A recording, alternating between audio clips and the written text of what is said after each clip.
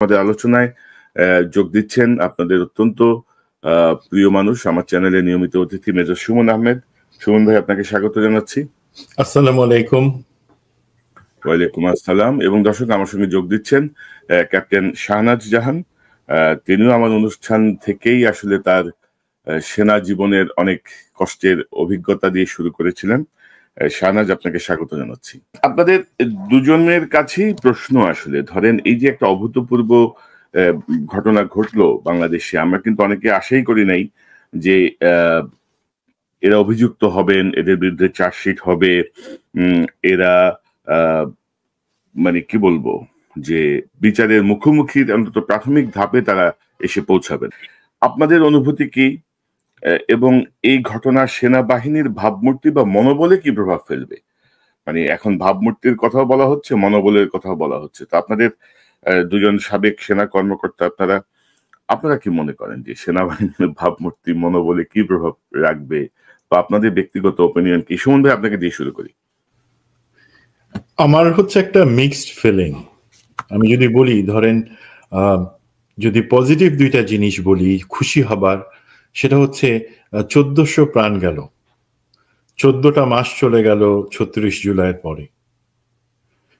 তো এইখানে আমরা অন্তত একটা জায়গায় আসছি যেখানে আমরা এই গুম খুনের বিচারগুলা, জুলাই হত্যাকাণ্ড, সেগুলোর বিচারগুলা শুরু করতেছি আমরা।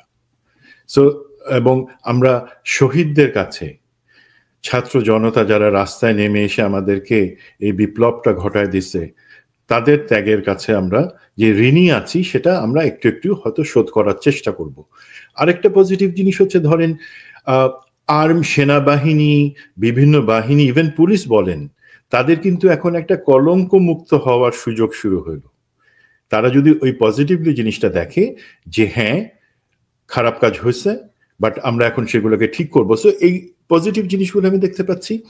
বাট কিছু শঙ্কা থেকে যা, প্রথম জিনিস বলি, আমার বা আপনার কি মনে হচ্ছে যে বা আমাদের সরকার, আইসিটি, তারা যথেষ্ট পরিমাণ দৃঢ়তা এবং দ্রুততার সাথে এই বিচার কাজগুলো সম্পন্ন করতে পারবে বা সেই দিকে আগাচ্ছে?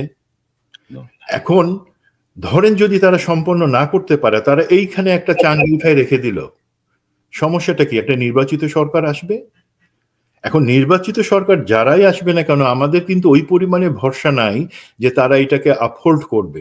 দুঃখিত, বাট এটাই সত্য যে আমি অন্তত অতটুকু ভরসা রাখতে পারি না। বিকজ আমরা দেখি যে এদেরকে বাঁচানোর জন্য যে চেষ্টাগুলো করা হয়েছিল, যারা চেষ্টা করতেছিল, তারা কিন্তু পরবর্তীতে যারা ক্ষমতায় আসবে তাদের সাথে একটু লাইন ঘাট করার চেষ্টা করতেছিলেন, যে তাদের ইনডেমনিটি প্রোটেকশন, এই সমস্ত ব্যাপারে। এইটা একটা সংখ্যা। আরেকটা সংখ্যা কি, ধরেন এই যে বিচার কাজ, ওয়ারেন্ট ইস্যু করা, সেক্ষেত্রে কি আইসিটি বা সরকার তারা কি অবজেক্টিভলি যাচ্ছেন নাকি জেনারেলাইজ করে বা সাবজেক্টিভলি যাচ্ছেন? আমি এই ক্ষেত্রে আপনার সাথে কনক ভাই কিছু স্লাইড শেয়ার করছি, যদি একটু দেখান।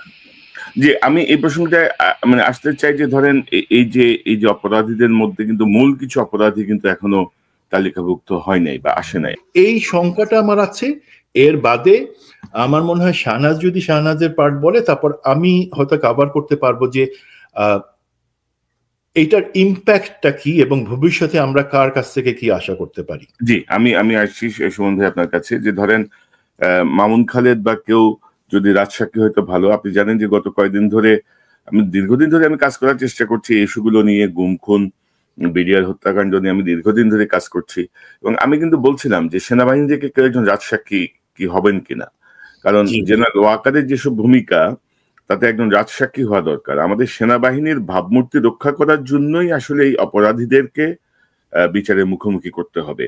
তো ক্যাপ্টেন শাহনাজ, আপনার প্রতিক্রিয়াটা একটু জানি। এই যে বিচার যে শুরু হলো, আপনার অনুভূতি কি, আপনার প্রতিক্রিয়াটা কি, এবং আপনি কি মনে করেন এটা কি সেনাবাহিনীর মনোবলে কোনো প্রভাব ফেলবে, বা কি মনে করেন আপনি? কারণ আপনার সাথে ধরেন জুনিয়র লেভেল বা মিড লেভেল অনেকের সঙ্গে তো যোগাযোগ আছে, আপনার ব্যাচমেট অনেকে আছেন, সবকিছু মিলিয়ে আপনার কাছ থেকে একটু শুনি। জি, আসসালামু আলাইকুম। ধন্যবাদ। আসলে we have to keep on pressing মানে on this issue, very issue. কারণ এটা শুধু সেনাবাহিনীর যে ব্যাপার না। গুম খুন তো শুধু সেনাবাহিনীর সদস্যদের করা হয়েছে তা না। শত, শত মানে ২৫০ কেস তো এই গুম কমিশনে মানে আমলে নিয়েছেন। কিন্তু তার বাদেও অনেক, অনেক সিভিলিয়ানকে এখানে ইনভলভ করা হয়েছে। তাদের পরিবারগুলো পথে বসে গিয়েছে। এখনো তারা বিচারের জন্য এই প্রান্তে ওই প্রান্তে দৌড়াদৌড়ি করছেন। সারা বাংলাদেশের মানুষ এটার দিকে তাকিয়ে। এটা শুধু মানে ক্যান্টনমেন্ট বা শুধু আমার কোর্সমেট বা আমার সমমনা মানুষদের মনোবলের ব্যাপার না। মানে এটা পুরা full nation is involve right now. সবাই সারাদিন এই বিষয়টাই দেখছে, এটা নিয়েই চিন্তা করছে। না আমি আসলে উভয় পক্ষের সাথে যুক্ত। আমি যেমন ছাত্রদের সাথেও কথা বলি, সাধারণ মানুষদের সাথেও মিশি। যেহেতু আমি এখন রিটায়ার্ড, আমি একদম ঠিক ক্যান্টনমেন্টের ভেতরে থাকি না, আবার ক্যান্টনমেন্টের কোর্সমেট বা সিনিয়র জুনিয়র অনেকের সাথে তো কথাবার্তা হয়। তো ওভারঅল আমি যেটা বলবো যে সেনাবাহিনীর মধ্যে অ্যাটলিস্ট মিড লেভেল বা আমাদের সমসাময়িক যারা আছে সেখানে থেকে মনে হয় যে তারা মুখ ফুটে বলতে পারছে না, কিন্তু তারাও একটা স্বস্তির নিঃশ্বাস ফেলেছে। এটা আমার অনেস্ট রিয়াকশন মনে হয়েছে। কিন্তু তারা যে এখানে স্বস্তি পেয়েছে বা এটা যে তারা সরাসরি সামনে গিয়ে কাউকে বলতে পারবে সেরকম একটা অবস্থানে তারা নেই। কারণটা কি, মানে প্রথম দিক থেকেই তারা বিশ্বাস করে আসছিল যে না এদেরকে আমার ওন করতে হবে, তারা আমাদের ব্রাদার। কিন্তু যখন গুম খুনের প্রমাণ তারা দেখতে পাচ্ছে, গুম খুন কমিশন কিভাবে কাজ করে, তারা তো প্রমাণ সহকারে কাজ করেছে। এখানে সার্ভিং অফিসারেরও আছে, তাই না, তাদেরও এভিডেন্স তারাও দিয়েছে, রিটায়ার্ডও দিয়েছে। এবং এগুলোর বাইরে তো একটা আন্তর্জাতিক এত কিভাবে কাজ করে, তখন তারা দেখতে পাচ্ছে না যে সত্যি সত্যি এই ব্যাপারগুলোতে প্রমাণ আছে এবং এত নির্মম ভাবে তাদেরকে অত্যাচার করা হয়েছে। এগুলো যখন জাতির সামনে তাদের সামনে আসছে, তারা নিজেরাও রিয়েলাইজ করছে যে এই লোকগুলিকে তাদের ডিজোন করতে হবে। এবং এটা নিয়ে আমি গতকালকে একটা অ্যানালজি দিলাম যে প্রথম দিক থেকেই দেখেন আপনার জুলাইয়ের পর থেকেই ঠিক পার্টিকুলারলি এই গ্যাংটাকে মানে মনে হয় যেন একটা মাফিয়া গ্যাং এর মতো, সরি বাট ব্যাপারটা কিন্তু ওরকমই দেখা যাচ্ছে যে সিনিয়র এসেলেন একটা গ্রুপ যারা আওয়ামী লীগের সময় ইলেক্টেড ছিলেন, তারাই যেন সবকিছু চালাচ্ছিলেন। আপনি এখনো আমি যেটা লাস্ট খবর পেলাম, আমাদের সমসাময়িক কয়েকজন বলেছেন যে এখনো কিন্তু প্রমোশন বোর্ডে এই আওয়ামী লীগের যে ব্যক্তিরা মানে যারা সিলেক্টেড ছিলেন ওনারাই কিন্তু এখনো সিলেকশন প্রসেস দিচ্ছেন এবং ওনাদের সিদ্ধান্ত দিচ্ছেন। এটা আমাদেরকে সরাসরি কিছু অফিসার বলেছেন। তাহলে এটা কেন হবে? তারপরে আমাদের আগের যে জেনারেল, এই কথাটা মোস্তাফিজ স্যার বলছেন, আমাদের আগের কিছু বিতর্কিত জেনারেল তাদের ছেলেরা এখনো ইয়েতে সার্ভ করছে, সেনাবাহিনীতে সার্ভ করছে সেটা ঠিক আছে, কিন্তু তাদের যে ইন্টেনশন বা তারা কি রাইট ট্র্যাকে কাজ করছে কিনা, তারা কি ক্লিয়ার অফ কিনা, সেই জিনিসগুলো নিয়ে কিন্তু আমরা ঠিক শিওর না। এগুলো নিয়ে একটা গুঞ্জন কিন্তু আমরা বুঝতে পারছি যে আমাদের সমসাময়িক অফিসারদের মধ্যে আছে।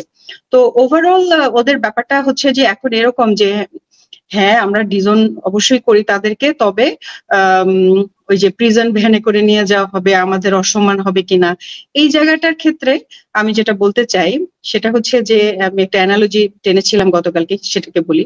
ধরেন একটা গ্রামের মধ্যে একটা লোক চুরি করেছে পাশের গ্রামে। তো পাশের গ্রামে চুরি করে যখন আসলো তখন আমার গ্রামের মোড়ল বলছে যে এই লোকটা যে চুরি করেছে এটা তোমরা কাউকে বলবে না, কারণ কি এটাতে আমাদের গ্রামের দুর্নাম।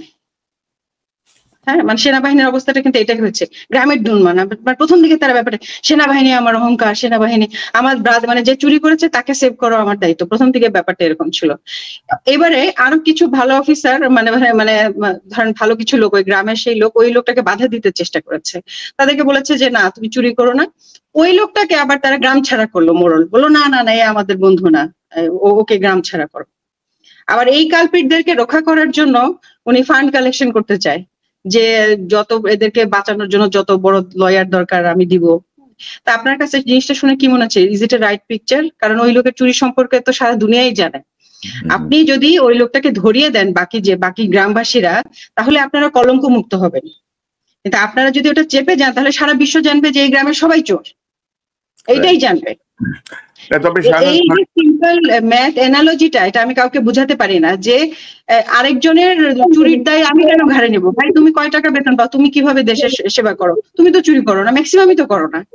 যারা করে 1000 কোটি টাকা কামিয়ে ওনারা ওনাদের বাড়ি গাড়ি ঠিক করে ফেলছেন, ওনাদেরকে বাঁচাতে গিয়ে তোমরা কেন চোর হচ্ছ? সারা দেশের মানুষ তো তোমাদেরকে চোর বলছে, আর এবং এটা আমার গায়েও লাগছে। ইউ ডিজোন দোজ থিপস, তারা তোমাদের কেউ না, তারা ইউনিফর্মে কেউ হতে পারে না। যারা মহিলাদেরকে তুলে এনে অ্যাবিউজড করে, যারা 15 দিন একটা লোককে ঝুলিয়ে পিটাতে পারে, হাড্ডি ভেঙে ফেলতে পারে, অমানবিক ভাবে দিনের পর দিন এই ছোট ছোট খোপেদেরকে রাখতে পারে, এরা কি মানুষ? এরা মানুষ মানে ইউনিফর্ম পরা তো দূরের কথা, মানুষ কিনা আমার সন্দেহ আছে। তাদেরকে কি কারণে আপনি অন করবেন, তাদেরকে কি কারণে লয়ার দিয়ে আপনারা বাঁচানোর কথা বলবেন, তাদের জন্য আপনি ফান্ড কালেকশন করবেন, এটা তো আমার মাথায় আসছে না। তো একইভাবে আমি যেভাবে চিন্তা করি, আমি মনে করি আমার সমসাময়িক অফিসাররা এভাবেই চিন্তা করে। হয়তো তারা অনেক সময় বলতে পারে, হয়তো বা তারা অনেক সময় বলতে পারে না, বাট ওভারঅল এটা একটা শান্তির সুবাতাস বইছে বলে আমি মনে করি। একটা ভালো দিকে যাচ্ছে, কারেক্ট দিকে গভর্নমেন্ট ডিসিশন নিয়েছে।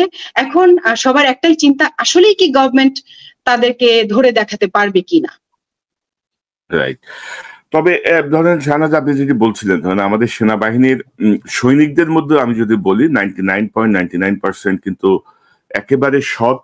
তারা যতটুকু আয় করেন সেটা দিয়েই তারা জীবনযাপন করেন। সেনা কর্মকর্তাদের মধ্যে মোর দেন 80% তারা এখনো ধরেন রেশনের উপরে চলেন, এরকম অসংখ্য অফিসার রেশনের বাইরে তারা চলেন না। তাদের যে ইনকাম সেই ইনকামের উপর তারা চলেন। তারা মানে জেনে শুনেই তারা এই পথে এসেছেন যে আমি হালাল ইনকাম করব, হালাল ভাবে চলবো, আমি আমার দেশকে সেবা করব। ধরেন 10 to 15% 100 কোটি টাকার মালিক, 1000 কোটি টাকার মালিক, তাদের দুবাইতে ইনভেস্টমেন্ট, তাদের অমুক জায়গায় ইনভেস্টমেন্ট, তাদের দায়। আপনি যদি বলছিলেন যে এই 10 থেকে 15% বা আরো কম হবে, ধরেন 5 to 10%, কম হবে আমার হিসেবে 3% হতে পারে। ধরেন বহু অফিসারের কিন্তু নিজস্ব গাড়িও নাই এখনো, তাদের যেটা গাড়ি কিনবেন সেটাও তারা জান না। অনেকে জান না যে আমি এটার জন্য ইন্টারেস্ট দিব না, অনেকে মনে করেন যে আমি এটা পোষাইতে পারবো না। তো এরকম স্যাক্রিফাইসিং মেন্টালিটির অফিসার সৈনিক যে বাহিনীতে, সেই বাহিনী কেন 5% করাপ্টেড ক্রিমিনালের জন্য মানে ওয়ার্ল্ড ওয়াইড মানে ঘৃণিত হবে? সাধারণ মানুষ কেন পুরো বাহিনী ধরে গালাগাল করবে এই 5% জন্য? সেটা হচ্ছে প্রশ্ন।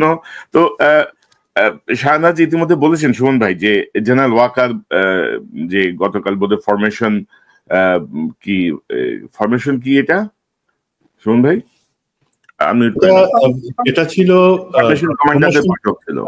মানে অ্যাকচুয়ালি ফরমেশন কমান্ডার্সদের যে কনফারেন্স, সেটা আগামী রবিবার হওয়ার কথা ছিল, যেহেতু সেটাকে পোস্টপোন করে দেওয়া হয়েছে এই উদ্ভূত পরিস্থিতিতে। তো প্রমোশন কনফারেন্সের যেটা সেকেন্ড ফেজ, সেটা শেষে ওনারা কথা বলছিলেন। ওনারা বলছিলেন যে, যেমন শাহনাজ বলছিলেন যে ওয়াকার সাহেব আইনজীবী নিয়োগ করবেন, হ্যান ত্যান ইত্যাদি ইত্যাদি। জেনারেল মাহবুব তো বোধহয় খুব ইমোশনাল, যাকে কদমবসি মাহবুব বলে, ওই মাহবুবই তো। তিনি ওয়াকার সাহেবকে বলছেন যে আপনি আমার মা বাপ, আমরা সিভিল কোর্টে বিচারে যাব না, আপনি আমাদেরকে রক্ষা করেন। ওয়াকার সাহেব ইমোশনাল হয়ে গেছিলেন। তো এই যে মানে সার্বিক পরিস্থিতিতে আপনার কি মনে হয় যে ওয়াকার সাহেব অবস্ট্রাকশন অফ জাস্টিস, যেটা বিচার প্রক্রিয়ায় কোনো বাধা তৈরি করতে পারেন? বা ইতিমধ্যে আপনি জানেন যে আমরা যেই ডিজিএফআই যে বিচার প্রক্রিয়ায় কোনো বাধা তৈরি করবেন জেনারেল ওয়াকার, বা কি মনে করেন এখন কি করণীয় ওয়াকার সাহেবের সামনে? কি আপনি যে প্রশ্নটা করছেন সেটা ইনফ্যাক্ট দেশবাসীর সবার। তো আমার আলহামদুলিল্লাহ এই জিনিসটাতে একটু লেটেস্টটা জানার যেহেতু সুযোগ হয়েছে এবং অ্যাসেস করার সুযোগ হয়েছে, আমি শেয়ার করি। This is very important. আপনার কাছ থেকে এই ধরনের প্রশ্ন আশা করা যায়।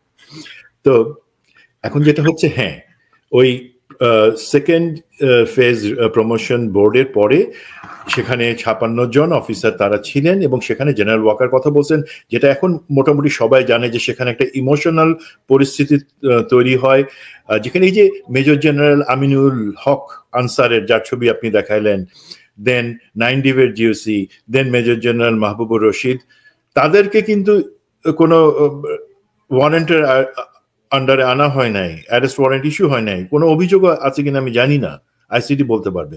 তারাই সেখানে এই কান্নাকাটির মতো এবং একটা দাবি, একটা পুশ করা, একটা জেনারেল ওয়াকারকে সরকারের বিরুদ্ধে একটা লগার হেড পজিশনে মুখোমুখি অবস্থানে দাঁড় করায় দেওয়ার তাদের একটা চেষ্টা ছিল। এখন হতে পারে আর্মি সেই শক্তি আছে, তাদের সেনা ডিজিএফআই আছে, সুস্থ মাথার লোকের সেখানে চিন্তাটা অবশ্যই আলাদা হবে। তো সেখানে তাদের দাবি ছিল যে না, আমরা এখানে তাদেরকে পাঠাবো না বা এই ধরনের কিছু। বাট গুড পার্ট কি, শুভবুদ্ধি সেটা প্রিভেইল করছিল মেজরিটি, মানে ধরেন আপনার 56 জনের মধ্যে 50 জনই কিন্তু সেই শোরগোল, চিল্লাচিল্লি, ইমোশন, নাটকবাজি সেটাতে তারা কান দেয় নাই। তারা বরঞ্চ সেখানেই বুঝাইছে যে আমরা দেরি করে ফেলছি, এই সিদ্ধান্ত বা এই ক্ষেত্রে সরকারকে কোঅপারেট করা অনেক আগে থেকে উচিত ছিল, সেটা আমাদের ভুল হয়েছে, এখন ফার্দার আমরা ভুল করতে পারবো না, আমাদের সরকারের সাথে কোঅপারেট করা উচিত। দিস ইজ ভেরি পজিটিভ এবং আমি ধন্যবাদ জানাই তাদেরকে যারা এই ধরনের কথা বলছেন, এবং অবশ্যই আমি তিরস্কার জানাই সেই সমস্ত জেনারেলদেরকে যারা এই ধরনের একটা হঠকারী পজিশনের জন্য জেনারেল ওয়াকারকে পুশ করতেছিলেন। জেনারেল ওয়াকার উনি একটা পর্যায়ে এসে কোনো একজন জেনারেল বলে যে তাহলে আমরা এই যেই জেনারেল যাদের নামে ওয়ারেন্ট ইস্যু হয়েছে তাদের বিচার হবে, সেক্ষেত্রে তাদের যত টাকা খরচ হোক তাদের জন্য আমরা আইনজীবী দরকার করব, ফান্ড খরচ করব। তখন যে পজিশনটা আসছে, যারা শুভবুদ্ধি ছিল তাদের যে ছিল, এবং আমি হাইলি অ্যাপ্রিসিয়েট করি, সেখান থেকে উত্তরটা আসছে আমরা কোন ফান্ড ব্যবহার করব, এটা তো জনগণের টাকার ফান্ড, আমাদের তো কোনো ফান্ড নাই যে তাদেরকে আমরা যে হেল্প করব সেটা কাদের টাকা দিয়ে করব, জনগণের টাকা দিয়ে যারা কালপ্রিট হিসেবে আছে এবং সরকারের মুখোমুখি অবস্থানে যাব। তার সাথে আমি শুধু একটা কথা আমার দিক থেকে অ্যাড করি, সেটা হচ্ছে দেখেন, যখন বিভিন্ন অফিসার, জনগণ সবাই গুম খুন হয়েছে, নির্যাতিত হয়েছে, আমরা যারা নির্যাতিত, শাহনাজ চাকরি ছেড়ে দিতে বাধ্য হয়েছে, এমন অনেক অফিসার আছে যারা চাকরি ছেড়ে দিতে বাধ্য হয়েছে এই আওয়ামী দুঃশাসনের বিরুদ্ধে, তখন তো তাদের পাশে আপনারা টাকা পয়সা, লয়ার নিয়ে দাঁড়ান নাই। তখন তো আমি যখন গুম ছিলাম আমার কথা তো শুনেন নাই, আমার জন্য তো কোনো কিছু আপনারা লয়ার বা কোনো কিছু দেন নাই, আমার যে মামলাগুলা সেগুলা সরাই দেওয়ার জন্য তো কোনো ব্যবস্থা করেন নাই। আরে কাদের জন্য আপনারা কথা বলতেছেন? সেই 6 জেনারেল বলতেছেন যারা কালপ্রিট, যারা সত্যিকারের খারাপ কাজ করছে, নিরপরাধদের পাশে দাঁড়ান নাই। এখন অপরাধীদের জন্য আপনারা লয়ার আর আর্মির ফান্ড মানে কি? জনগণের টাকা থেকে আসা ফান্ড, আপনারা আমার সবার সেটা ব্যবহার। তো এই জায়গায় যখন এই কথাটা আসলো, তখন ইনফ্যাক্ট দেখা গেল যে যারা এই উস্কানোর চেষ্টা করতেছিল তারা পিছু হয়ে যায়। এখন পর্যন্ত যেই সিচুয়েশনটুকু আমি জানি, আলহামদুলিল্লাহ, এই যে আপনি ধরেন কনক ভাই, আপনি তো গত 2 মাস ধরে এইটার উপরে লেগেছিলেন, তাই না? বিভিন্ন প্রোগ্রাম করছেন, বিভিন্ন কথা বলছেন। তো এই যে প্রচেষ্টা, দেশের লোকের যে চাওয়া, সেই জায়গায় সম্ভবত আর্মি আর মুখোমুখি অবস্থানে আসবে না। একটাই চাওয়া থাকবে, এই যে বঞ্চিত অফিসার বা যারা বঞ্চিত আছেন তাদের ব্যাপারটাও কিন্তু দেখা উচিত। যদি আপনাদের সত্যি ফান্ডের ব্যবস্থা থাকে, দরকার থাকে, যদি তাদের পাশে দাঁড়ানো থাকে, যে কমিটি হচ্ছে সেই কমিটি দিয়ে তাদের পাশে দাঁড়ান। আর্মির কলঙ্ক মুছে আর্মিকে আবার একটা প্রফেশনাল আর্মির জায়গায় আনার সুযোগ তো এখন তৈরি হলো। ইনফ্যাক্ট আমরা যদি পজিটিভলি দেখি, যে গৌরবের আর্মি, সেই জায়গায় আমরা যদি ফেরত যেতে চাই, জেনারেল ওয়াকার যেই জায়গায়, যেই ভুল পথে চলতেছিলেন, যেটা আমরা বারবার বলছি, সেখান থেকে উনি যদি এখনো মনে করেন যে হ্যাঁ okay, let me catch this train, এর পরের ট্রেন যেটা আসবে সেটা কিন্তু উল্টা দিক থেকে আসবে, সেটা ভয়ঙ্কর হবে। So you catch the train, আমাদের সাথে আসেন। That's my point. না ওইটাই, এবং ধরেন যে আমি যতটুকু খোঁজখবর রাখি মেজর সুমন, যে ওয়াকার সাহেব কিন্তু কিছু ব্যক্তির দ্বারা বৃত্তবন্দী হয়ে আছেন। উনি নিজে আসলে কতটুকু নিজের মানে চিন্তা থেকে বা নিজের ভাবনা থেকে বা নিজের বিবেককে কাজে লাগিয়ে কাজ করছেন, তার চেয়ে তিনি আসলে ইনফ্লুয়েন্সড হচ্ছেন, প্রভাবিত হচ্ছেন। এবং এইসব ক্রিমিনাল যারা, যেমন মামুন খালেদ সহ এই গ্রুপটা কিন্তু খুব ফ্রি অ্যাক্সেস পান ওয়াকারের কাছে। এখানে শুধু মনে ভাই আমি একটা কথা বলি বিফোর আই ফরগেট, ধরেন এই যে জেনারেল মামুন খালেদ এবং যে সমস্ত জেনারেলদের ছবি আমরা দেখালাম, আপনি দেখালেন, যে যাদের নামে ওয়ারেন্টি সহ নেই, বিপদটা কোথায়? তারা ফুসলাইতেছে, 1 নাম্বার জিনিস। 2 নাম্বার হচ্ছে তারা কিন্তু ফ্রি অ্যাক্সেস, হাসিনার দেয়া চারণভূমিতে তারা ঘাস খাইতেছে আরাম মনের আনন্দে। তাদের প্রত্যেকের স্বাভাবিক রিটায়ারমেন্ট হয়েছে, তারা তার মানে তারা কিন্তু যে কোনো জায়গায় যেতে পারে, সবকিছু আছে। এখন তারা যদি তাদের ফ্যামিলি নিয়ে পালায় যায় কোথাও, কর্নেল শহীদ লন্ডন থেকে উনি গতকালকে একটা পোস্ট দিচ্ছিলেন ফেসবুকে, দিস ইজ ডেঞ্জারাস। এই মেজর জেনারেল আমিনুল হক, সে কিন্তু তার ফ্যামিলিকে পাঠাই দিছে, যে কোনো মুহূর্তে সেও চলে যেতে পারে, বাকিরা চলে যেতে পারে বিচার এড়ানোর জন্য। তো সেই জায়গাগুলোতে অবশ্যই আমাদেরকে হাত দিতে হবে ইমিডিয়েটলি। জি, ক্যাপ্টেন শাহনাজ, আমি আসছি আপনার কাছে। তবে যে বিষয়টা ধরেন যেখানেই পালিয়ে যাক, মানবতা বিরোধী অপরাধ বা গুম খুনের সঙ্গে যারা যুক্ত, পৃথিবীর এমন কোনো রাষ্ট্র নাই যারা তাদেরকে কোনো ধরনের আশ্রয় রাখবে। এটা একটা হচ্ছে রাষ্ট্র আছে ভাই, কোনটা? হিন্দুস্তান, ভারত। না, তাদেরকে গরুর দুধ খাওয়াবে সারাদিন। হিন্দুস্থানও বিপদে পড়ে যাবে, কারণ হিন্দুস্থানেও আমরা পরিবর্তনের আভাস দেখছি। তো আমি আমার একটি অনুষ্ঠানে এই প্রসঙ্গটা এনেছিলাম। আমি আবার একটু দেখাতে চাই যে মানে গুম খুনের সঙ্গে যুক্তদের ব্যাপারে আন্তর্জাতিক যেই আইনটা, আমি একটু সুযোগ দেন আমাকে, আমি একটু দেখাতে চাই যে অনেকেই দেখেছেন কাউকে যদি রক্ষা করতে চান তিনি স্থানীয় আইনে তো বটে, আন্তর্জাতিক কোনো আইনেও কোনো সরকার পাবেন না। এবং যারা পালিয়ে যেয়ে ভাবছেন যে আমরা পালিয়ে এসেছি, তারা আবার স্ব দেশে ফেরত যাবেন, হয়তো আরো হিউমিলেটিং ওয়েতে ফেরত যাবেন। আমার মনে হয় যে প্রত্যেকের দেশে থেকে বিচার মুখোমুখি হওয়া উচিত, বিচারের মুখোমুখি থাকা উচিত।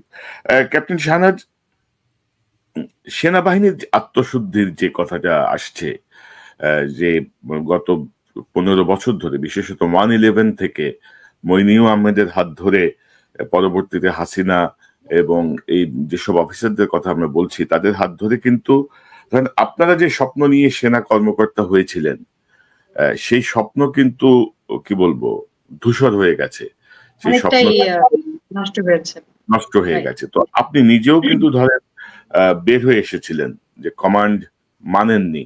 সুমন ভাইও কিন্তু কমান্ড না মেনেই বের হয়ে এসেছিলেন যে না, আমি অন্যায় আদেশ মানবো না বা আমি এই বিষয়টা ওন করব না। তো সেই জায়গাটায় থেকে আপনার কাছ থেকে শুনতে চাই যে আত্মশুদ্ধিটা আসলে কিভাবে হবে, বা আমাদের এখন কোন কোন জায়গাগুলোয় মনোযোগ দিলে আপনি মনে করেন যে ইয়াং জেনারেশনের মধ্যে ব্রাইট ছেলে মেয়েগুলো আবারও আগ্রহী হবে সেনা কর্মকর্তা হতে, সেনাবাহিনীতে যেতে, দেশকে সার্ভ করতে। আপনার কাছ থেকে শুনি। রাইট, ধন্যবাদ। খুব গুরুত্বপূর্ণ একটা প্রশ্ন করেছেন। আমি যেটা অনেক প্রোগ্রামে বলেছি যে আমার আম্মার বেশি ইচ্ছা ছিল যে আমি সেনাবাহিনীতে যাই, যদিও আমি বুয়েটের আর্কিটেকচারতে চান্স পেয়েছিলাম এবং চেয়েছিলাম যে বুয়েটে পড়তে। আম্মা একটা কথা বলেছিলেন যে সেনাবাহিনীর মতন এত সৎ প্রতিষ্ঠান অ্যাটলিস্ট ওই সময় আর বাংলাদেশে ছিল না। সবাই সম্মান করতো। হয়তোবা তুমি অনেক ভালো বেতন পাবে না, তুমি হয়তোবা অনেক ভালো ফেসিলিটিস পাবে না, কিন্তু তুমি কিন্তু অনেক ভালো একটা সম্মান পাবে। সেই জায়গাটা থেকে কিন্তু এসেছিলাম। সেই সময় আমাদের বেতন ছিল ৬,২০০ টাকা আমি যখন জয়েন করি। এরপরে সেনাবাহিনীর বেতন আস্তে আস্তে বৃদ্ধি পেয়েছে, এখন অনেকটাই ভালো হয়েছে। তারপরেও মানে আমাদের কাজ করার মূল এটাই ছিল যে একটা মানে সৎ জায়গা, সবাই আমাদের ইউনিফর্ম দেখলে স্যালুট দেয়, সবাই ভালো বলে, এখনো তো বলে, তাই না? এখনো বলে যে আপনারা ভালো কাজ করেছেন। সেই হৃদয়টা আমার ভেঙে চুরমার হয়ে গিয়েছে বিডিআর ঘটনার পরে। কারণ বিডিআর ঘটনার সময় আমি বুঝেছি যে এখানে বড় ধরনের একটা লুকাছাপা হচ্ছে, বড় ধরনের অন্যায় হয়েছে এবং এগুলো আমাদের সিনিয়র লেভেলেরই এরা করেছে এবং ওনারা এই পলিটিক্স এর সাথে নিজেদেরকে যুক্ত করে ফেললেন।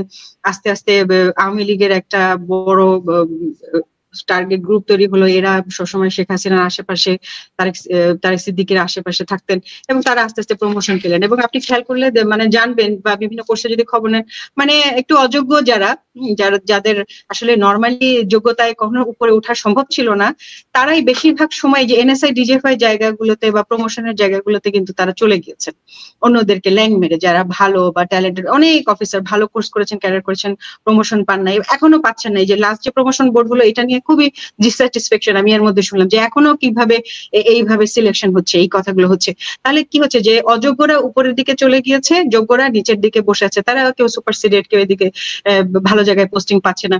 তো অলরেডি কিন্তু একটা আশাহীনতা, হতাশা ব্যঞ্জক অবস্থা তৈরি করেছেন। তারপরে কি করলেন, ভালো ভালো কিছু অফিসার ধরেন সে র্যাবে গেছে, সে বুঝতে পারছে না, তাকে ব্রাইবারি করতে বলা হচ্ছে, কাউকে তুলে আনতে বলা হচ্ছে, গুম করতে বলা হচ্ছে, সে সিগন্যাল বুঝতে পারছে না বা সে করে নাই কাজটা, না করেছে যে স্যার আমি এই ধরনের কাজ করতে পারবো পারবো না।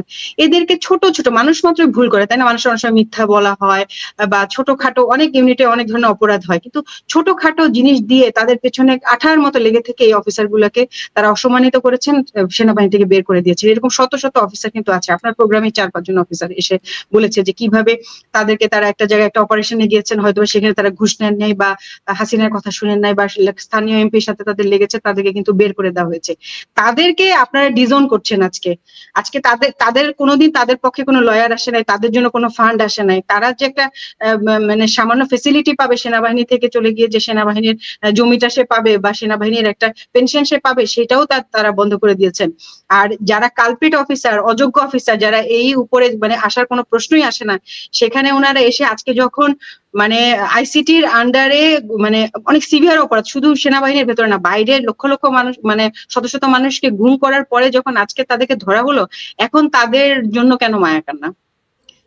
যাদেরকে ওন করা দরকার তাদের ডিজোন করলেন, আর যাদেরকে ডিজোন করে এই কলঙ্ক মুক্ত হওয়া দরকার, সেনাবাহিনীকে আবার সুপথে আনা দরকার, সংস্কার করা দরকার, সুন্দর একটা সেনাবাহিনী গঠন করা দরকার, এদেরকে বাদ দিয়ে। তাহলে এদেরকে বাদ দিলে কি হবে আপনি দেখেন, এদেরকে বাদ দিলে অটোমেটিক ভালো অফিসার গুলোকে আবার প্রমোশনে আনতে হবে না? এনারা যদি বাদ পড়ে যান, বরখাস্ত হয়ে যান, তখন ভালো কিছু অফিসারকে ওনারা টেনে আনতে পারেন। এইভাবে আস্তে আস্তে সেনাবাহিনীটা আবার তার কোমর সোজা করে দাঁড়াতে পারে, আবার আগের গৌরব ফেরত পেতে পারে।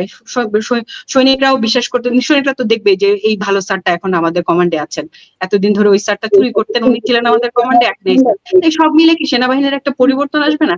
এই যে পরিবর্তন আসবে, এই পরিবর্তনের ছোঁয়া লাগবে আমাদের দেশে, এবং সবগুলো যখন আপনি একটা ডিজাস্টার ম্যানেজমেন্ট বলে যখনই আসবেন, তখনই বোঝা যাবে সেনাবাহিনীর যে ভূমিকা। সেনাবাহিনী এখন যে ওনাদেরকে সিনেমা করে, নাটক করে, ফেসবুকে করে সেনাবাহিনীর গৌরব গাথা গাইতে হচ্ছে, এটা একসময় গাইতে হতো না। কোনো সিনেমা ছাড়াই, কোনো মানুষের ট্রেলার ছাড়াই মানুষ জানতো যে সেনাবাহিনী কি জিনিস। তো এখন এই সিনেমা করে ওই যে আমি খাচ্ছি, আমার কি অবস্থা, বিভিন্ন রকম ফেসবুকে দিয়ে অফিসারদেরকে দিয়ে লেখাতে হচ্ছে সেনাবাহিনীর গৌরবের কথা। গৌরবের কথা বলতে হবে কেন? আপনার কাজই তো বলবে। তো সেই যখন সেনাবাহিনীটা সেই জায়গাটাতে যখন আসবে, তখন জেনজি ঠিকই বুঝবে। জেনজি খুব চালাক, তারা আমাদের ওই আগের মতো না। তারা তখন বুঝবে যে না, হ্যাঁ ঠিক আছে, সেনাবাহিনী এখন ফেরত এসেছে তাদের জায়গায়, এখন আমরা জয়েন করি। তো এই যে ওনিং ডিজয়নিং এর জায়গাটা, এই কথাটা আমি বলতে চেয়েছিলাম। আরেকটা কথা হচ্ছে যে আমি যেটা বলতে চাই সেটা হচ্ছে যে একটা খুব দুশ্চিন্তার জিনিস থেকে যাবে, যে এই যে জেনারেলরা যারা আইসিটি অ্যাক্টের মাধ্যমে এখন তাদের নামে ওয়ারেন্ট হয়েছে, তাদের সাথে কিন্তু তাদের পিএস, এডিসি অনেক লোক কাজ করেছেন, এরা তো সব জানেন। আমার সাথে সুমন স্যার হয়তো একমত হবেন।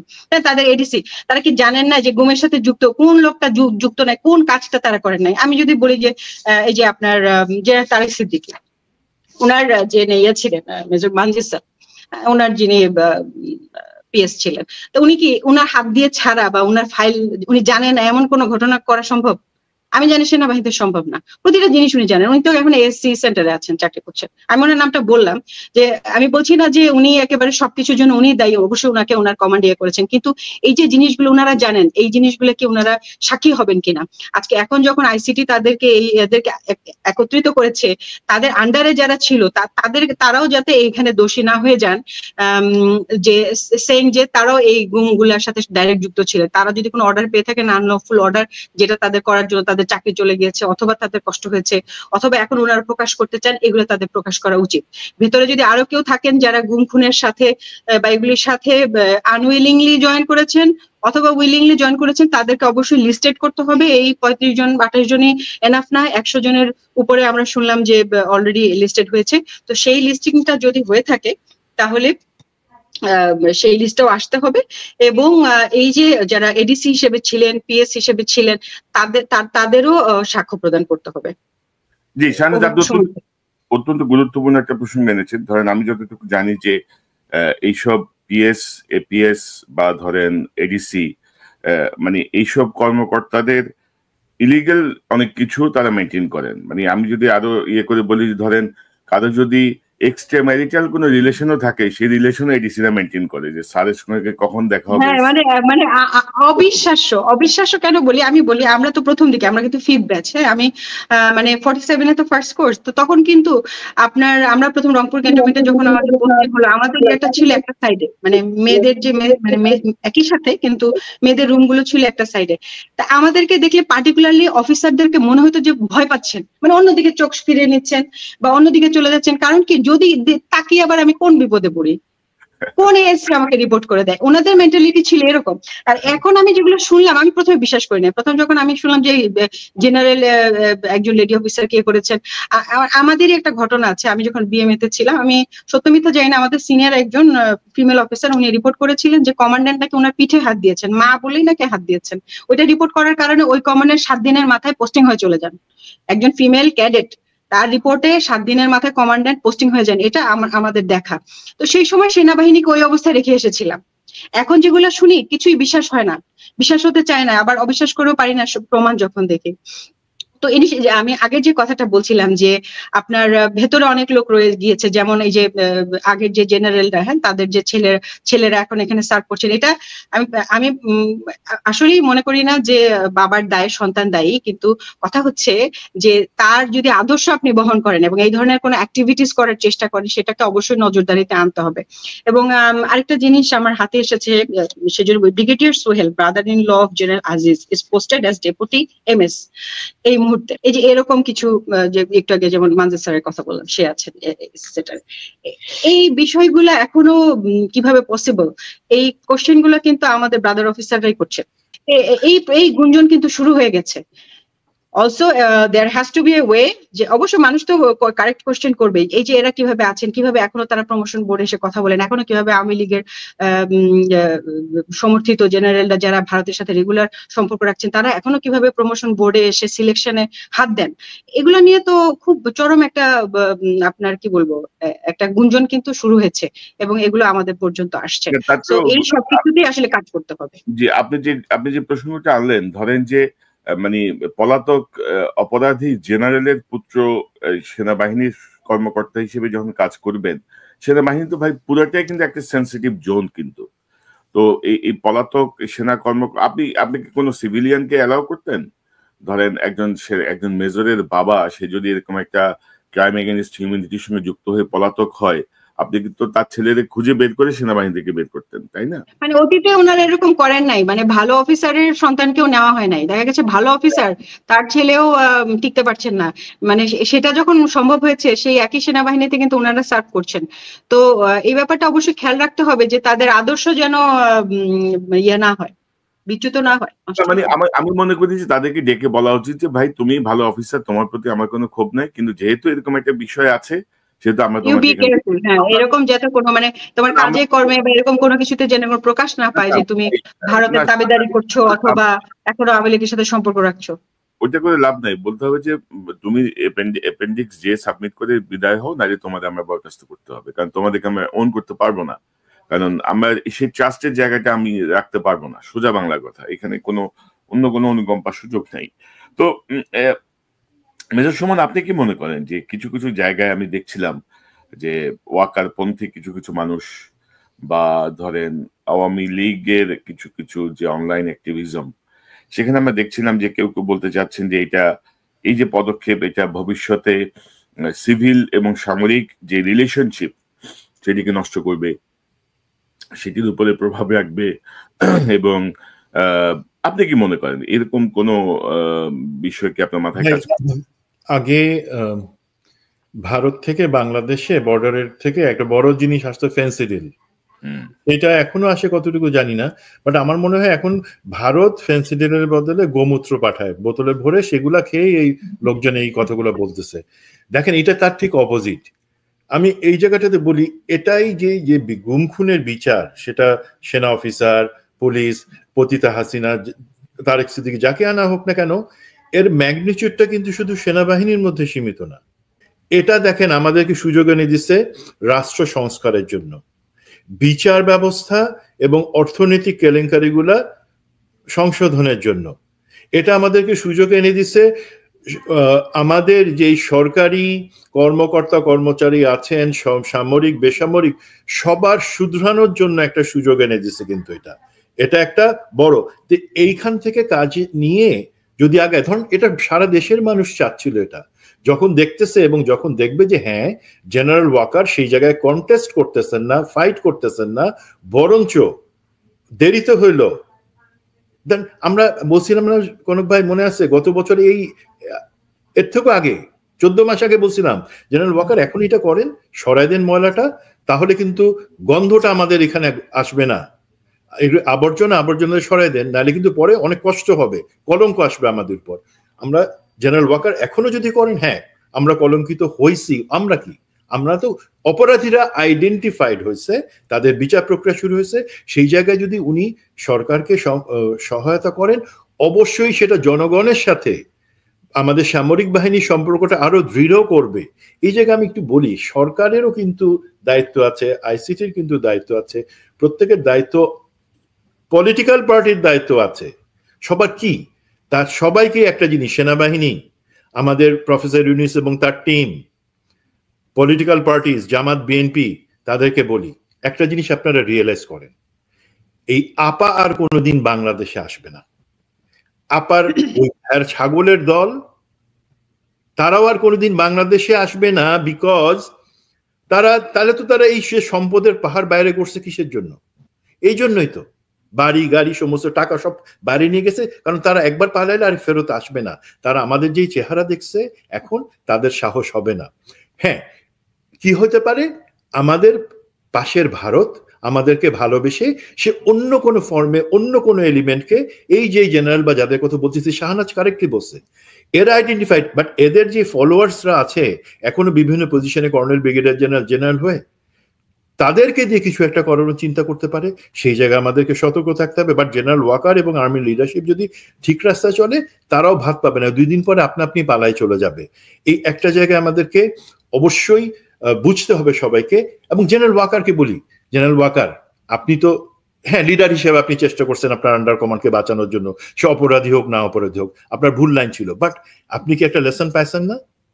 আপনি বিএনপির সাথে কথা বলেন নাই যখন এদের বিচার প্রক্রিয়ার জন্য ওয়ারেন্ট বাইর হতেছে? আপনি বলছেন। আপনি জামাতের আমিরের কাছে কথা বলছিলেন না? জামাত আমির আপনাকে কি বলছে? জামাত আমির আপনাকে বলছে না আইনের প্রক্রিয়া আইনের মতন চলুক। বিএনপি আপনাকে কি বলছে? যে না, এই জায়গায় যেহেতু তারা আইডেন্টিফাইড, প্রমাণিত প্রাইমা ফেসি এভিডেন্সের মাধ্যমে আইসিটি তাদের অপরাধের প্রমাণ পাইছে, সুতরাং এখানে তারা কিছু করতে পারবে না। দেখেন, আপনার ওই পলিটিক্যাল পার্টি, পলিটিক্যাল মা বাপ বলে কিছু নাই। আপনি 1 বছর আগে যে কথা বলছিলেন যে অভিভাবক, সেই অভিভাবক আপনার দায়িত্ব নিবে না। আর্মিকে যদি সত্যি সম্মান দিতে চান, আর্মির ভিতরে সংস্কারটা করেন, এই দাগী অপরাধীদের ছেড়ে দেন, তা এমনি এমনি সম্মান বেড়ে যাবে। আর আরেকটা সুযোগ আসছে কনক ভাই, সেটা হচ্ছে কি, আমাদের সমস্ত এই ঘটনাটা, ইনফ্যাক্ট এইটা সুযোগে সমস্ত পলিটিক্যাল পার্টি, তাদের বোঝা উচিত যে আগামীতে সরকার করে নির্বাচনে গিয়ে এবং সরকার টিকে রাখবার জন্য একটা জাতীয় ঐক্যমত্যের দরকার সবার মধ্যে আছে। এই মনির হায়দার টাইপের লোকজন যারা ঐক্যমতকে নষ্ট করার জন্য বিভিন্ন ধরনের ছলচাতুরি করতেছে, তাদের কথা শুনবেন না। আপনারা নিজেরা এখন এক হয়ে নির্বাচনটা সুষ্ঠুভাবে করেন, মারামারি না করে, এবং নির্বাচনের পরে একটা জাতীয় সরকার করবেন। দেখবেন ইনশাআল্লাহ আমাদের সমস্ত সংস্কার, সেনাবাহিনী, রাষ্ট্র সবকিছুই ঠিক মতো আগাবে, আপনারাও ক্ষমতায় টিকবেন। নাইলে 3 মাস 90 দিন খেয়াল রাখেন, তারপরে আপনারা দেখব যত বড় পার্টি হোক না কেন ক্ষমতায় টিকতে পারবেন না।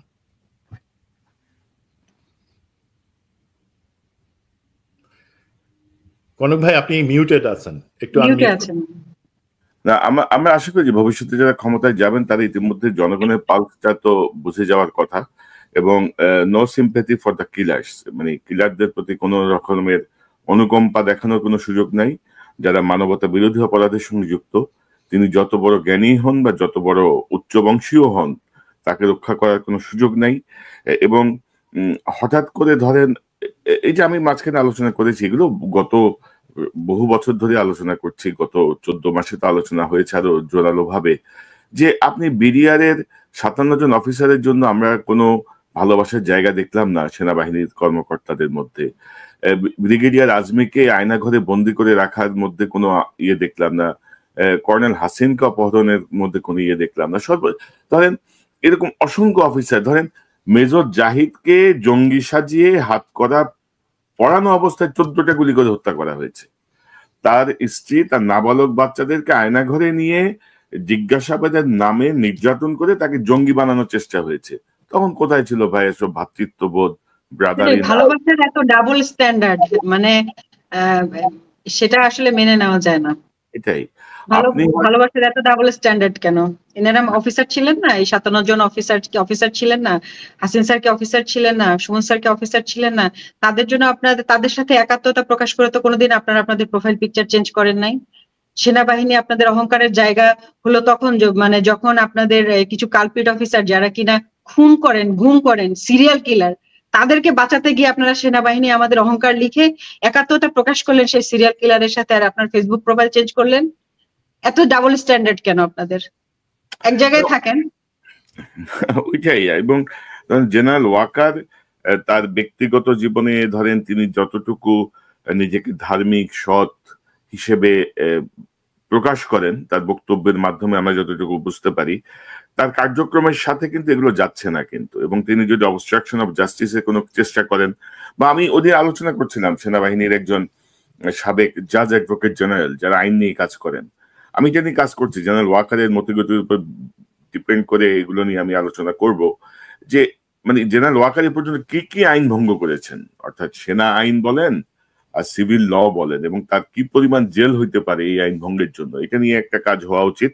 আমি আশা করি জেনারেল ওয়াকার সে পথে যাবেন না। একটা বিষয় সামনে চলে আসছে যেটা করানোর চেষ্টা চলছে, সত্য ন্যায়ের সাথে একটা প্রতিষ্ঠানকে মুখোমুখি করে দেওয়ার চেষ্টা চলছে, যে আমি কি সত্য এবং ন্যায়কে ওন করব, নাকি আমি আমার ইউনিফর্ম সেনাবাহিনীকে ওন করব, এমন একটা মানে বিতর্ক এনে টোটাল প্রক্রিয়াটাকে অন্যদিকে ডাইভার্ট করার চেষ্টা চলছে। শাহনাজ, আপনার শেষ মন্তব্য নিয়ে নিতে চাই। আচ্ছা, আমি জাস্ট দুইটা বিষয় লিখে রেখেছিলাম যেগুলো ভেবেছিলাম যে এটা একটা সুযোগ, যে কিছুটা অপ্রাসঙ্গিক মনে হতে পারে। রিসেন্টলি আমার একজন অফিসারের সাথে কথা হলো যিনি শেখ হাসিনার খুব কাছে অবস্থান করেছিলেন, উনি এসএসএফ এ ছিলেন, সঙ্গত কারণে তার নাম উল্লেখ করছি না। তিনি আমাকে একটা ইনফরমেশন জানালেন যে ডিএডি তৌহিদ যখন উনি জেলে ছিলেন, সেই সময় উনি যখন এসএসএফ এ ছিলেন, ওনার উপস্থিতিতে, এনাদের তো ডিউটি চেঞ্জ হয়, এনাদের উপস্থিতিতে উনি কিন্তু দেখেছেন যে ডিএডি তৌহিদকে ডান্ডা বেরিয়ে পড়া অবস্থায় জেল থেকে বের করে সেনাবাহিনী মানে আপনার হাসিনার যে ব্যক্তিগত চেম্বার, তার কিন্তু বাইরে একটা রুম আছে যেখানে সবার সাথে উনি বসে কথা বলে। ব্যক্তিগত চেম্বারে কিন্তু সবাই ঢুকতে পারে না, 1 to 1 মানে জাস্ট একা একা কথা বলার জন্য। সেইখানে ডিএডি তৌহিদ কিন্তু তার সাথে মিটিং করেছেন, এটা উনি নিজে দেখেছেন। এবং এটা এতই গোপনীয় ছিল যে মানে ওনারা যতটুকু ধারণা পেয়েছেন যে ডিএডি তৌহিদ মানে আমি সব বলে দিব, আমি আর পারছি না, এই ধরনের একটা মেন্টালিটিতে ছিলেন। তখন তাকে টাকা পয়সা, তার ফ্যামিলিকে আরো কিছু দেওয়ার আশ্বাস দেওয়া হচ্ছিল। এবং ওই জেল থেকে কিভাবে ডিএডি তৌহিদ, যিনি কিনা এই খুনের সাথে প্রত্যক্ষভাবে জড়িত ছিলেন, তিনি কিভাবে বের হলেন, যেহেতু এটা আমার নিজের দেখা না এবং ওই অফিসারের কথা, সেজন্য সঙ্গত কারণে আমি ইয়েতে বলিনি, মিডিয়া কমিশনে বলিনি, বাট এই ইনফরমেশনটা আমি যেহেতু পেয়েছি আমি বললাম। এবং উনি যেহেতু এসএসএফ এ ছিলেন এবং দীর্ঘদিন শেখ হাসিনার অনেক কাছাকাছি ছিলেন, তার কাছ থেকে আমি আরো কিছু অদ্ভুত কথাই শুনেছি। যেমন বিএনপির কিছু উচ্চ পর্যায়ের কিছু লিডার যাদেরকে আমরা এখন দেখি, তারা কিন্তু রেগুলার যাতায়াত করতেন, হাসিনার সাথে তাদের ভালোই সব সখ্যতা ছিল। এবং তিনি এমনটাও শুনেছেন যে মানে ওই লিডারের নাম করে বলছেন যে ওকে বলো, ওকে সামাল দিতে বলো, ও কেন করছে না। এই জিনিসটা আমাকে খুব ধাক্কা দিয়েছে। এবং এই মানে আমি ওনাকে প্রশ্ন করলাম যে এটার সাথে কি মানে আমাদের খালেদা জিয়া বা তারেক জিয়া ওনারা জড়িত? বলছে না, জিয়া পরিবারের কেউ না, জিয়া পরিবারের কেউ না, কিন্তু বিএনপিরই আপার এশেলনের ভিতরে কয়েকজন ছিলেন যারা ওনাদের পেরোলে ছিলেন, হাসিনার পেরোলে ছিলেন। বিভিন্ন সময় হাসিনা তাদেরকে বিশ্বের কাছে তো দেখাতে হবে যে উনি একটা গণতান্ত্রিক দল, ওনার অপোজিশন একটা দল আছে। আপনি দেখেন কেউ গুম হয়েছে, আবার কেউ কিন্তু গত 15 বছর তাদের কোনো সমস্যাই হয় নাই, তারা খুব আরাম করে সব জায়গায় মিটিং করেছেন, মিছিল করেছেন। এবং এখন ঠিক এই লোকগুলাই মানে বিএনপির ভিতরে অনেক রকম মানে ঘোলাটে পরিস্থিতি তৈরি করছেন, আমরা যেটা বুঝতে পারছি। মানে যে হিসাবটা আমি কখনোই মিলাতে পারিনি। আপনি জানেন যে আমি নিজে কোনো মানে দলের সাথে যুক্ত নই, আমার দল বাংলাদেশ, আমি বাংলাদেশের হয়ে কথা বলি। যতক্ষণ পর্যন্ত এটা বাংলাদেশের ইন্টারেস্টে, আমাদের ইন্টারেস্টে, আমি সাধারণ মানুষ ভাই, খেটে খাওয়া মানুষ, আমার চিন্তা হচ্ছে আমি দিন শেষে যাতে একটু আরাম করে ঘুমাতে পারি, আমাদের যাতে নিরাপত্তা থাকে, আমাদের সন্তানদের যাতে অবস্থা ভালো হয়, তাদের পক্ষে আমি কে কথা বলবে, আমি বলি কথা। আমার দেশ বাংলাদেশ, এটা বিএনপি খারাপ করলে বিএনপি বলবো, যে খারাপ করবে সে বলবো। তো আমরা যে জিনিসটা কখনোই মিলাতে পারিনি যে এই যে মানে আমাদের প্রেসিডেন্টকে রেখে দেওয়া, আমরা শুনলাম যে এটা বিএনপির ওখান থেকে একটা সিদ্ধান্ত এসেছে। তারপরে আমরা শুনলাম যে বেগম জিয়া এবং তারেক জিয়ার মধ্যেও একটা মানে তাদের মধ্যে একটা দূরত্ব সৃষ্টি করার চেষ্টা, আবার তাদের সাথে জামায়াত এনসিপির দূরত্ব সৃষ্টি করে, এগুলো কে করেছে? তারপর বিএনপির ভিতরে এত বিতর্কিত লোকজন, তারা এরকম চাঁদাবাজি করছেন, কেউ কেউ অদ্ভুত সব কথাবার্তা বলছেন, এগুলোকে কে সাপোর্ট দিচ্ছে? তা আমি সে যখন এসএসএফ এর ওই ভদ্রলোক আমাকে বললেন যে আমরা তো ওনাদেরকে 5 জনের নাম বলেছেন, আমাকে, আমি সঙ্গত কারণে বলছি না, যে সিনিয়র এশিয়ানের এদেরকে দেখতাম যে হাসিনার সাথে তারা রেগুলার যে যাতায়াত করতেন, হাসতেন, চা খেতেন, তারপরে খাম নিয়ে বের হয়ে আসতেন। বিভিন্ন সময় হাসিনা বলছেন যে ওকে হ্যান্ডেল করতে বলো। মানে উনার দলের লোক বিরোধী দলেও ছিল। এটা কিন্তু একটা রয়ের স্টাইল। আমরা জানি যে আমি র এবং আইএসআই নিয়ে একটা বই পড়লাম কিছুদিন আগে, যে আইএসআই এর ভেতরে রয়ের লোক ছিল যখন 71-এর যুদ্ধ হয়, যেটার নাম তারা ওই যে এতদিন পরে তারা পাবলিশ করছে। তো এগুলা কিন্তু হাসিনার একটা স্টাইল। আমি অবাক হব না যে অপোজিশন সবগুলো দলে যদি তার কিছু লোক থাকে, আমাদের উচিত এদেরকে আইডেন্টিফাই করা এবং সঠিক পথে করা। এটা আমি মনে করি যে দেশবাসীকে জানা দরকার ছিল, যদি একটু অপ্রাসঙ্গিক হলো। এবং বিডিআর এর এই বিষয়টা যে জিএডি তৌহিদ ওই সময় জেলে থাকা অবস্থায় কিভাবে ডান্ডা বেরিয়ে পড়া অবস্থায় চেম্বারের মধ্যে গেলেন, এই বিষয়টা আসলে আমি উল্লেখ করতে চেয়েছিলাম। ওভারঅল আরেকটা লাস্ট যেটা দিয়ে শেষ করতে চাচ্ছি, যে এটা অনেকেই বলছেন যে তোমরা শুধু সেনাবাহিনী নিয়ে কেন কথা বলো, সেনাবাহিনীর বাইরে ম্যাজিস্ট্রেট আছে, আমলারা আছে, হ্যাঁ সবাই আছে, সবাই তো গত 15 বছর আরো অনেকেই গুম খুনের সাথে যুক্ত ছিল। আর্মি যখন ক্লিয়ার হবে দুনিয়া সবকিছু ক্লিয়ার হয়ে যাবে, এটা আপনিও জানেন আমিও জানি। আর্মির মতো কোয়ালিফাইড এই লোকগুলো কিন্তু কোয়ালিফাইড, এটা অস্বীকার করার কোনো উপায় নেই। এই যে 28 জন 100 জন, ওনাদের মাথায় যে বুদ্ধি, যে কোয়ালিফিকেশন নিয়ে ওনারা সেনাবাহিনীতে এসেছেন, এর কাছাকাছিও বাইরের লোকজন না। আপনারা যখন এই জায়গাটা যখন ক্লিয়ার করবেন, এখানে যখন ভালো বুদ্ধিমান সৎ লোক নিয়ে আসবেন, বাকি সবকিছু ক্লিয়ার করতে 1 মাসও লাগবে না। আমাদের দেশের সংস্কারই শুরু হওয়া উচিত সেনাবাহিনী দিয়ে, এবং সেনাবাহিনী আমাদের পিভট, আমাদের সার্বভৌমত্বের মূল রক্ষা কবচ। তারা যখন পরিষ্কার হয়ে যাবেন, অটোমেটিক্যালি সবকিছু ক্লিন হয়ে যাবে। সিনেমা মুভির মতো আমার কাছে মুভিতে দেখায় না যে হঠাৎ করে একটা হাত এসে পড়লো আর চারদিক গ্রিন হয়ে গেল। আমার কাছে ঠিক এরকম মনে হয় যে সেনাবাহিনীটার ভেতরটা যদি এরকম হঠাৎ করে পরিষ্কার হয়ে যেত, পুরো দেশটা সবুজ ফুলে ফলে ভরে উঠতো। এবং এই কারণেই বারবার সেনাবাহিনী নিয়ে কথা, এই কারণে না যে সেনাবাহিনীকে আমরা অপছন্দ করি। আমি সেনাবাহিনী ইউনিফর্মকে কতটা ভালোবাসি সেটা শুধু আমি জানি এবং আল্লাহ জানেন। A soldier is always a soldier. না শাহনাজ, আমি আপনার কথার সঙ্গে শতভাগ একমত, অ্যাবসলিউটলি কারেক্ট আপনি। এবং সেনাবাহিনী যদি ঠিক হয়ে যায়, আমাদের অন্যান্য জায়গাগুলো অটো ঠিক হয়ে যাবে, মানে কিছু করতেও হবে না, এমন একটা জায়গা আর কি। তো আপনি যে প্রসঙ্গটি বললেন, সে প্রসঙ্গের কিছু বিষয়ে আমার কাছেও আছে তথ্য, এবং ধরেন এই বিষয়টা নিয়ে আমি আসলে কিছু প্রামাণ্য কিছু খুঁজছি। বিশেষত ধরেন সে সময় হাসিনার সাথে এসএসএফ এ সার্ভ করেছেন, কারণ হাসিনা যেখানে যাই করেন এসএসএফ ছাড়া তো আর কোথাও যান নাই। মানে তারা যদি কেউ আসেন সামনে এগিয়ে আসেন এবং এই কথাগুলো শেয়ার করেন, থাকেন, এসএসএফ তার আশেপাশেই ছিল। তো এসএসএফ এর কেউ যদি সাক্ষ্য দেন বা বলেন, আমি সেই অপেক্ষায় আছি এবং আমি যোগাযোগ করছি আমার মতো করে, দেখা যাক বের হয়ে আসে কিনা। কারণ সামরিক বাহিনীর ভেতরের ক্রিমিনাল যেমন সরাতে হবে, তেমনি রাজনৈতিক দলের মধ্যে যারা সুবিধাভোগী, মানে মুখোশ পরা যে দুর্বৃত্তরা, যারা জনগণের ইমোশন নিয়ে খেলে, জনগণকে তাদের ব্যবহার করে, তাদেরকেও আসলে মুখোশ উন্মোচিত করতে হবে। তো মেজর সুমন, যেটি আমি জানতে চাচ্ছিলাম যে ন্যায় সত্য নাকি প্রতিষ্ঠান, মানে কোন দিকে যাবে, এবং এই মুহূর্তে জেনারেল ওয়াকারের বা সেনা নেতৃত্ব যারা আছেন, আমি জানি যে আপনি 24তম ব্যাচের সেনা কর্মকর্তা, তো আপনার ব্যাচেরই বহু মেজর জেনারেল আছেন এখন, অনেকেই আপনার জুনিয়র। তো আপনার কোনো নির্দেশনা বা পরামর্শ, উপদেশ আছে কিনা? আপনি কি মনে করেন, সত্য ন্যায় নাকি প্রতিষ্ঠান, কোন দিকে যাবে সেনাবাহিনী? দেখেন ভাই, আমরা যেই সেনাবাহিনীতে চাকরি করে আসছি, শাহনাজ পর্যন্ত যারা, সেখানে কিন্তু এই সত্য ন্যায় এবং প্রতিষ্ঠান, এই দুইটা মুখামুখি কোনো জিনিস না। সত্য এবং ন্যায়ের পক্ষে প্রতিষ্ঠানটা সবসময় ছিল, এবং প্রতিষ্ঠানে যে জিনিসটা করা হয় সেটা সত্য ন্যায়ের পক্ষে করা হয়। এখন যে জিনিসটা আমরা দেখতে পাচ্ছি, তারা বিপদগামী, তারা অন্যভাবে চিন্তা করে, চিন্তার শক্তি নাই তাদের ভিতরে। তো আমার বিশ্বাস, রিয়েলি বাস্তবতা, সেটা সবাই এই একটা ধাক্কাতে বুঝতে পারছেন।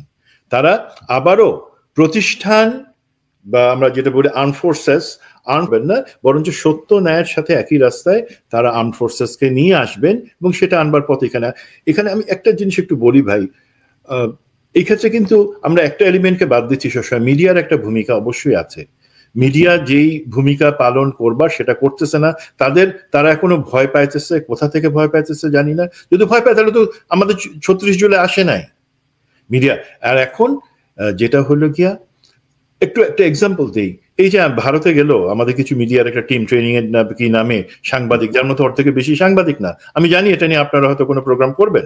তো সেখানে তারা এই বিক্রম মিস্ত্রির সাথে কথা বললো। বিক্রম মিস্ত্রি সব মিথ্যা কথা বলে গেল। একজনও কি বললো যে পিপল সেন্ট্রিক রিলেশনের ব্যাপারে ভারত কেন পদক্ষেপ নেয় না, কেন হাসিনারে 15 বছর রাখছে? তারা কি বললো যে আমরা আলাদা করে আমি ডাটা নিচ্ছি, আমি আলাদা করে কথা বলবো ইনশাল্লাহ। আমি সেটা খুবই অ্যাপ্রিসিয়েট করবো আপনি যদি করেন। আর এখানে আরেকটা জিনিস, সত্যি আমার বিশ্বাস এখন আর কেউ মুখোমুখি থাকবেন না। যাদের যেটা বোঝার সরকারের দিক থেকে, আইসিটি কে অবশ্যই আমরা যেটা প্রথমে আলাপ করলাম, যারা বাইরে আছে, আওতার বাইরে, তাদেরকে আনতে হবে। শুধু যাদের দেখালাম রিটায়ার তারা না, এর বাদে সার্ভিং যারা, এদেরই লেসপেন্সার আছে, তাদেরকে আইডেন্টিফাই করে বিচারে আনতে হবে। এটা করতে পারলে সুবিধা।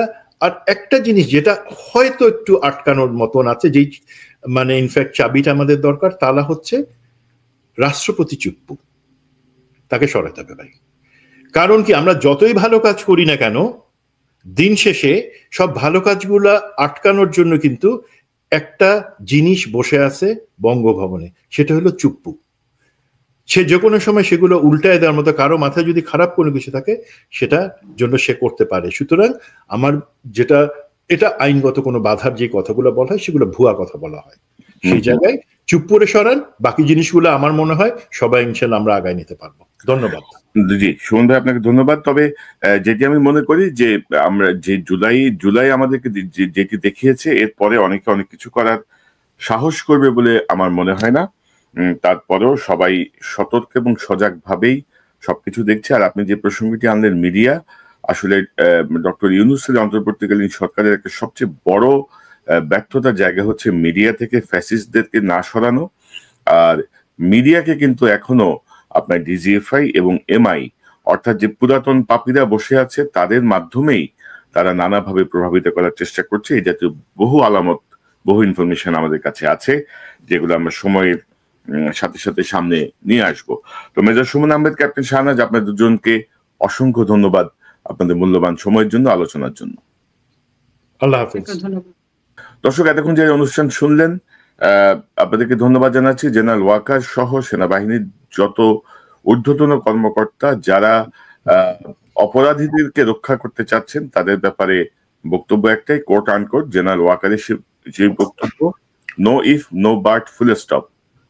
ন্যায় বিচারের প্রশ্নে ফুল স্টপ, দেশ রক্ষার প্রশ্নে ফুল স্টপ, সেনাবাহিনীর ভাবমূর্তি পুনরুদ্ধারের প্রশ্নে ফুল স্টপ। কেউ যদি অপরাধীদের পক্ষে দাঁড়ান, তাদের পক্ষে তো আমরা থাকবোই না, দেশের কোনো জনগণও থাকবে না, এবং তাদের বিপক্ষে আমাদের সর্বোচ্চ শক্তি, সর্বোচ্চ শ্রম আমরা বিনিয়োগ করব। যে কোনোভাবে বাংলাদেশ যতটুকু পিছিয়েছে, বাংলাদেশের দুর্বৃত্তরা যতটুকু ক্ষমতায়িত হয়েছে, সেই জায়গা থেকে তাদেরকে সরানো হবেই হবে ইনশাল্লাহ। সেই আশাবাদ আমরা রাখি, এবং বাংলাদেশের জনগণও এই আশাই রাখেন যে আমরা আমাদের বাংলাদেশকে ফিরে পেতে চাই, আমরা আমাদের সেনাবাহিনীকে ফিরে পেতে চাই, যে সেনাবাহিনী ন্যায়ের প্রতীক, যেই সেনাবাহিনী অন্যায়ের বিরুদ্ধে ভয়ঙ্কর ভূমিকায় ছিল অতীতে, সেই ভূমিকায় তারা আবার ফিরে আসবেন, এবং দেশ রক্ষা তো বটেই। দর্শকের চ্যানেলটি সাবস্ক্রাইব করে আমাদের পাশে থাকুন, এই চ্যানেলের মেম্বারশিপ নিয়ে আমাদের পাশে থাকুন। আবারও দেখা হবে ইনশাল্লাহ। আসসালামু আলাইকুম।